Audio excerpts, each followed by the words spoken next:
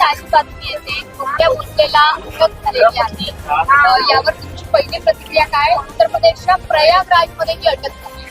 अत्यंत चांगली बाब आहे. त्यांनी जी चूक केलेली आहे त्या संदर्भात त्याला अटक झालेली आहे आणि आता कायद्याप्रमाणे त्याच्यावरती कारवाई होईल.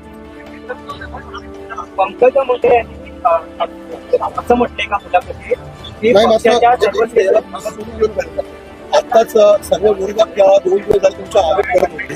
तुमच्यामुळे कुठेतरी धोक्याला अडवलं जात आहे, पोलिसांकडून दाबलं जात आहे, दखवलं जात आहे. त्याची बात नाही.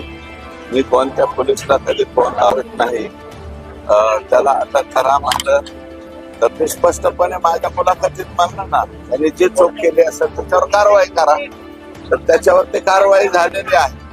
आता तो आता अटक झालेली आहे त्याच्यावर पोलीस जे काही कलम लागलेले त्या कलमाप्रमाणे कारवाई केली.